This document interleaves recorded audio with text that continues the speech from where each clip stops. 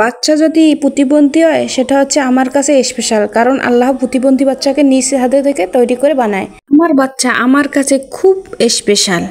এটা হচ্ছে যারা একমাত্র মা তারাই বুঝবেন। এটা আপনি হয়তো বুঝবেন না, আপনার হয়তো কোনো বাচ্চা নেই যার কারণে আপনি বুঝবেন না। একটা মানুষের মন মানসিকতা কতটা ছোট হলে ঠিক এরকম একটা কমেন্ট করতে পারে, তাও একটা ছোট 6 মাসের দুধের বাচ্চাকে নিয়ে। আখির ছেলে নাকি প্রতিবন্ধী, ঠিক এরকমই একটা কমেন্ট এসেছে আখির কাছে।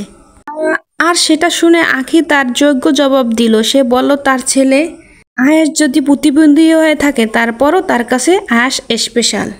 প্রত্যেক মা বাবার কাছেই তার সন্তান স্পেশাল, আর প্রতিবন্ধী সন্তান হোক বা সুস্থ সন্তান হোক। হ্যাঁ ভিউয়ার্স, আখি আরও বলছে প্রতিবন্ধী সন্তানরা বেশি স্পেশাল হয়। আখি কমেন্টের এই রিপ্লাইটা দিয়েছে, তার এই কথাটা আমার কাছে বেশ ভালো লেগেছে। আপনাদের কাছে কেমন লেগেছে অবশ্যই কমেন্ট করে জানাতে ভুলবেন না। বিস্তারিত জানতে হলে পুরো ভিডিওর সঙ্গে থাকুন। ও আচ্ছা আচ্ছা, তোমার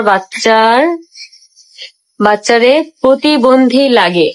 আসলে আপু, আমার বাচ্চা যদি প্রতিবন্ধীও হয় সেটা হচ্ছে আমার কাছে স্পেশাল, কারণ হচ্ছে আল্লাহ প্রতিবন্ধী বাচ্চাদের হচ্ছে অনেক মানে নিজের হাতে বানায়, আর হচ্ছে অনেক স্পেশাল। প্রতিবন্ধী বাচ্চাগুলো অনেক স্পেশাল হয় প্রত্যেকটা মায়ের কাছে। আমার বাচ্চা যদি প্রতিবন্ধীও হয়, আমার বাচ্চা আমার কাছে খুব খুব স্পেশাল। এটা হচ্ছে যারা একমাত্র মা তারাই বুঝবে।